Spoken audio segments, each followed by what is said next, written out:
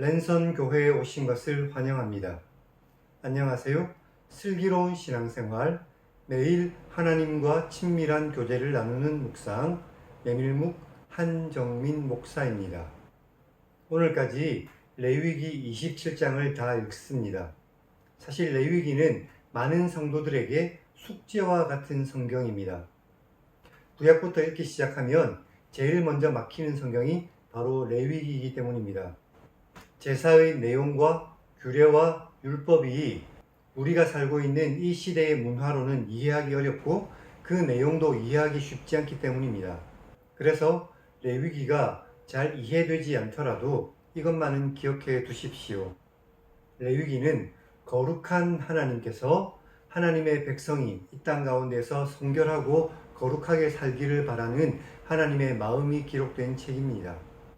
지금까지 창세기부터 출애굽기를 지나 레위기까지 하루에 한 장씩 쉽게 읽어주는 성경과 하나님 1인칭 시점의 성경 읽기를 시청해 주셔서 감사합니다. 이 성경 읽기를 통해서 하나님의 말씀을 조금이라도 더 잘 이해할 수 있기를 바라고, 또 하나님께서 성경을 통해 우리에게 하시는 말씀이 무엇인지를 깨닫는 은혜의 시간이 되었으면 좋겠습니다. 내일부터는 민수기를 읽습니다. 기대하는 마음으로 기도해 주시고 함께 하나님의 더 큰 은혜를 누리는 복된 우리 모두가 되기를 소망합니다. 우리는 지난 시간에 레위기 26장을 읽었습니다. 하나님께서 하나님의 계명에 순종할 때 주실 은혜와 준행하지 않을 때의 형벌에 대해서 말씀해 주셨습니다. 오늘은 레위기 27장을 읽겠습니다. 하나님께서 서원한 예물의 값과 처음 난 가축의 소유와 하나님께 온전히 바친 것과 11조에 대해서 말씀하셨습니다. 그럼 성경을 읽겠습니다.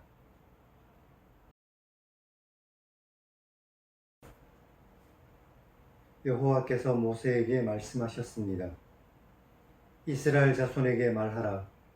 만일 어떤 사람이 사람의 값을 여호와께 드리기로 분명히 서원하였으면 너는 그 값을 정할 것이니, 내가 정한 값은 20살로부터 60살까지는 남자면 성소의 세겔로 은 50세겔로 하고, 여자면 그 값을 30세겔로 하며, 5살로부터 20살까지는 남자면 그 값을 20세겔로 하고, 여자면 10세겔로 하며, 1개월로부터 5살까지는 남자면 그 값을 은 5세겔로 하고, 여자면 그 값을 은 3세겔로 하며, 60살 이상은 남자면 그 값을 15세겔로 하고, 여자는 10세겔로 하라.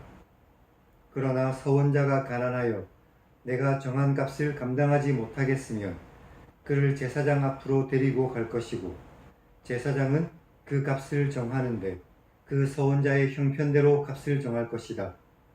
사람이 서원하는 예물로 여호와께 드리는 것이 가축이면 여호와께 드릴 때는 다 거룩하니 그것을 변경하여 좋은 것과 나쁜 것을 바꾸지 못할 것이고, 만약 가축으로 가축을 바꾸면 둘 다 거룩할 것이며, 부정하여 여호와께 예물로 드리지 못할 가축이면 그 가축을 제사장 앞으로 끌어갈 것이고, 제사장은 좋은지 나쁜지 값을 정할 것이니 그 값은 제사장이 정한 대로 될 것이며, 만일 그가 그것을 물으려면 내가 정한 값에 그 5분의 1을 더해야 할 것이다.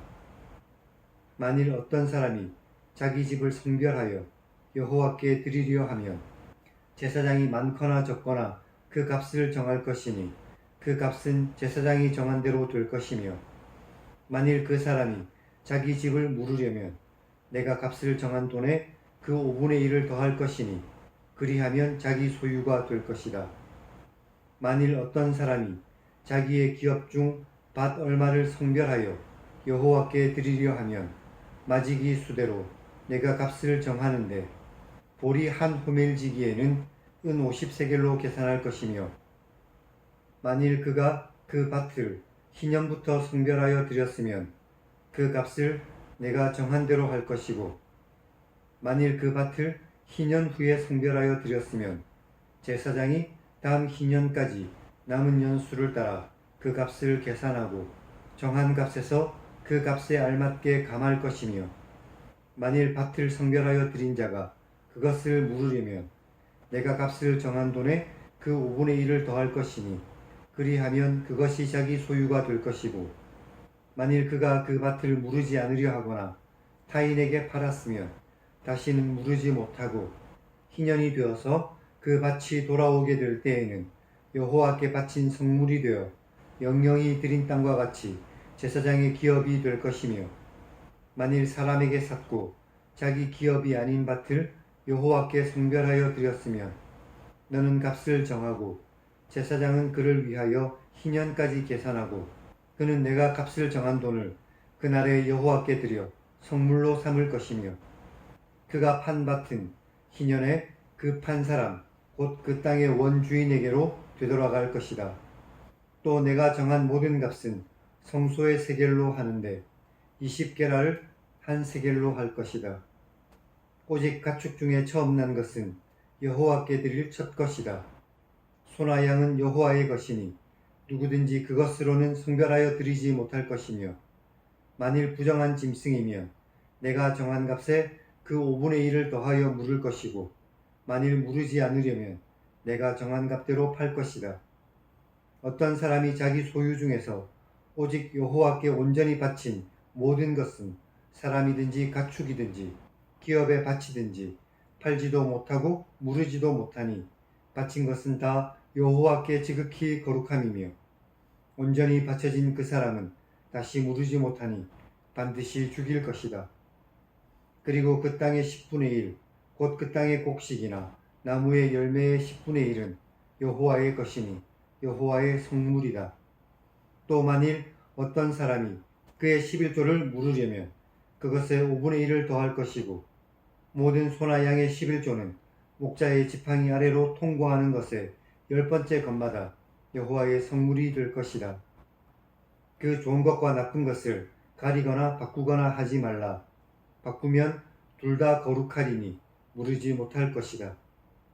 이것은 여호와께서 시내산에서 이스라엘 자손을 위하여 모세에게 명령하신 계명입니다.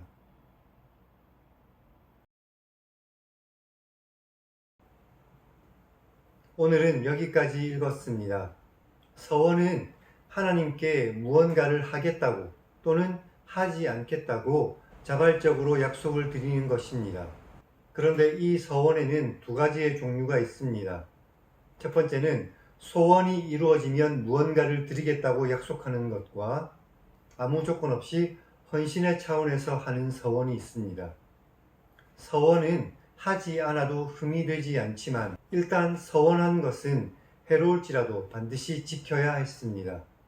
또 서원을 취소한 경우에는 속죄의 제를 드려서 용서받아야 했죠. 서원은 그것을 하는 사람에게 신앙의 성장과 헌신의 기쁨을 맛보게 하지만 하나님과의 약속이라는 점에서 함부로 해서는 안 되는 것이었습니다. 2절부터 나오는 사람의 값은 아마도 성전에서 봉사할 사람들을 바치려 하지만 실제로 성전에서 일할 수 있는 사람은 레위인들 뿐이기 때문에 사람 대신 예물로 그 값을 대신해서 드리려는 것 같습니다. 10절을 보면 하나님께 드리겠다고 서원한 것은 바꿀 수 없었습니다. 타락했던 말라기 시대의 백성들은 하나님께 좋은 것을 드리겠다고 서원해놓고 나쁜 것으로 하나님께 드리기도 했습니다. 28절에서 온전히 하나님께 바친 것은 하나님의 소유이기 때문에 절대로 번복될 수 없었습니다. 그리고 30절 이하에서 하나님께서는 11조에 대해서 우리에게 말씀해주고 계십니다. 우리는 우리의 것 중 일부를 하나님께 드리는 것이 아닙니다. 하나님께서 주신 모든 것에 감사해서 가장 좋은 것으로 예물을 드리는 것입니다. 그러므로 우리는 예물을 드릴 때 감사와 기쁨으로 해야만 할 것입니다. 그럼 하나님 1인칭 시점의 성경 읽기를 시청하시기 바랍니다. 하나님의 백성의 헌신을 기쁘게 받으시는 하나님을 만날 수 있습니다.